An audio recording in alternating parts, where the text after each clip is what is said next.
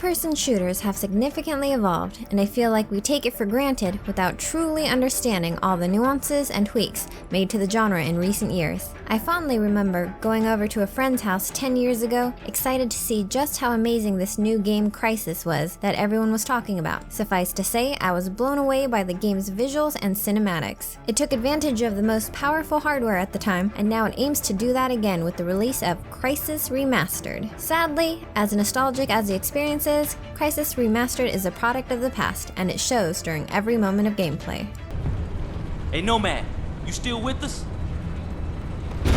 Crysis Remastered has players take on a rescue mission after North Korean troops invade a remote island. Players assume the role of a US soldier named Nomad, who quickly learns that this mission is much bigger than he or his teammates could ever imagine. Upon arriving on the island, the group learns that North Korean soldiers are the least of their worries, as an alien race threatens their lives. With their pride on the line, the group aims to not only leave the island, but complete the mission as well. The narrative is set up as a typical macho fest of tough guys yelling orders, with explosions going off during every scene. Still, it's pretty gripping in its final moments, and you can't help but root for this team as if you were watching an over-the-top action film such as Predator. This remastered version provides the best visuals for these moments, but sadly, the character models still retain much of their janky polygon expressions and almost robotic movements. We've been over this before in our Nintendo Switch review of Crysis Remastered, which lacks in the visuals department, but still runs decently on the console hybrid, so you can imagine that I had some high expectations for the PC and console versions. Going over the options, it's clear that Crytek is once again pushing our machines to provide a unique gaming experience, but to what end? Why am I maxing out PC for Crysis of all games in 2020? The sad realization is that nothing you do will make the game a better experience, as it's mostly cosmetic. Like its original release, Crysis Remastered comes off like a tech demo where Crytek shows us how they push their technology for a remastered title.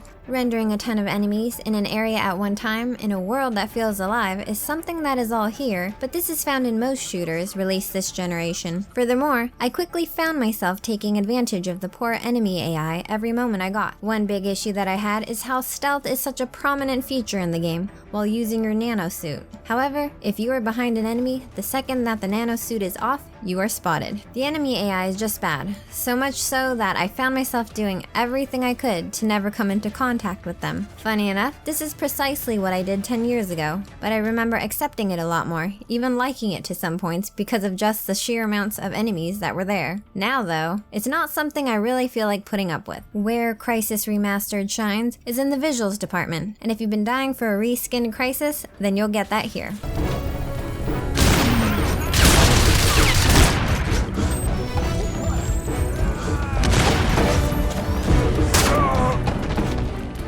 Crysis Remastered is more of a capsule from a simpler time of the first-person shooting genre. Playing is undoubtedly fun because of the various things that players can do, with the inclusion of tight gunplay and engaging missions. However, I can't help but wish for a complete remake, because the age of this adventure holds it back from being anything more than a way for us to show our kids the terrible mechanics and AI that we used to put up with. Noisy Pixel is giving Crysis Remastered a 7 out of 10.